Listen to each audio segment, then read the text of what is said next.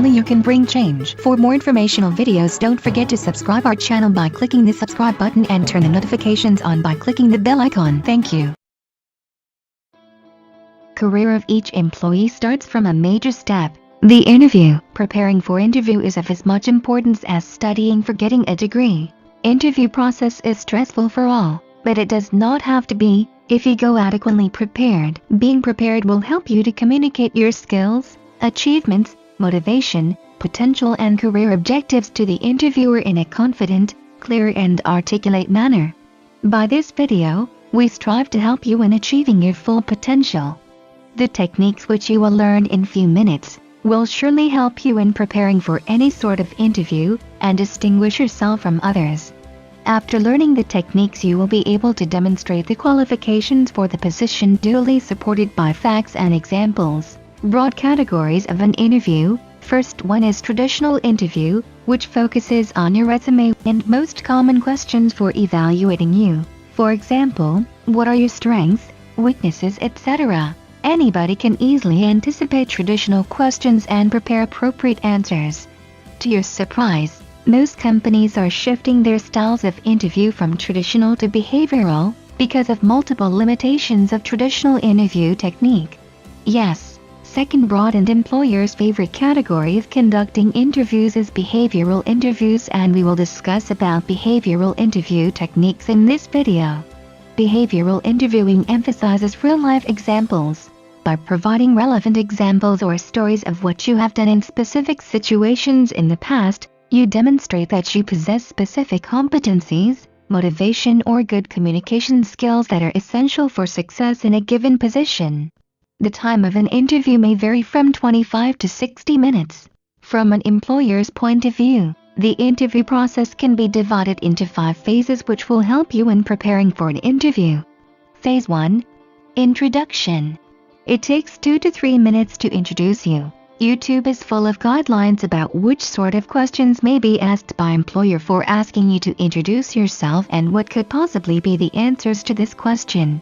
We added a useful link in the description for your assistance. Let's jump to the second phase. Phase 2. Employer's questions. This phase continues for about 20 to 35 minutes, where employer evaluates your skills, abilities and other qualities that satisfy the requirements of the position. Behavioral interview evaluation is based on the premise that past behavior is the good predictor of future behavior. By evaluating examples of your past behavior, interviewers determine whether or not you possess the particular qualities necessary for success on the job. This way, the interviewer does not have to rely on gut feelings or intuition. Behavioral interviewing tries to determine whether you have the requisite skills and abilities by asking questions about how you have handled success, routine and stressful tasks, working on teams, setting priorities and so on. For example, instead of asking traditional questions that produce basic, superficial answers like "Do you work well under pressure?" the interviewer explores real instances in which you have experienced pressure by saying something like, "Describe for me the most high-pressure situation you have dealt with in the past 6 months." Your response will help the interviewer understand the pressure you experienced, how you handled it, the result and what you learned. This gives the interviewer a better indication of your capability to work in a stressful environment. Let's take another example where behavioral interview differs from traditional interview. If an interviewer is interested in whether you possess good project management skills, he might ask, "Give me an example of a situation where you had to prioritize competing deadlines." A good response to this question might be one that demonstrates how you delegated work, established priorities and negotiated project expectations, etc. You have to think and examine significant roles and responsibilities you have held in the past. It will help you to provide interviewers with examples of situations that illustrate your abilities or personal attributes. For example, if you have been part of a team, attributes like sensitivity, coaching, teamwork, initiative, consensus building, good communication and leadership may have been integral to the team's success. When you recount specific experiences in enough detail to highlight some of these attributes, you will be well on your way to a successful interview. By recalling your own experience, though, you will have an added advantage in most interviewing situations. Phase 3. Evaluation. Third phase is directly linked to your performance in second phase in providing adequate answers with real-life examples. Based on your performance, the interviewer concentrates on the competencies and qualities that will satisfy the requirements of the position. The competencies, qualities or attributes to which an employer looks for may include technical skills and abilities, client service focus, leadership, flexibility, teamwork, motivation and initiative, communication skills, intellectual competencies. This is not an exhaustive list. Evaluation criteria differs from job to job, based on the requirements for the position.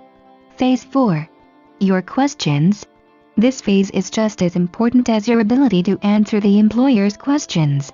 Spend at least 4 to 6 minutes asking well-thought-out questions. It will send an implied message to the employer that you are prepared and interested in information beyond basic recruiting literature.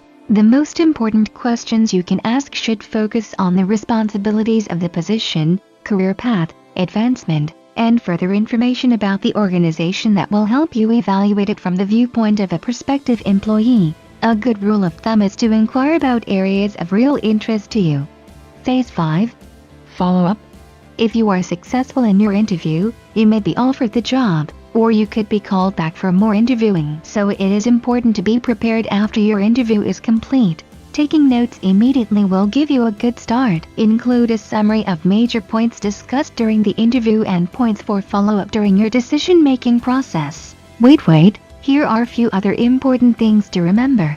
Interview should be a two-way dialogue between you and interviewer and not mere question-answer exercise. Goal of interviewer is to determine your skills, abilities, and personal attributes and how they relate to the job. Understanding and preparing for the behavioral interview will better prepare you for any type of interview.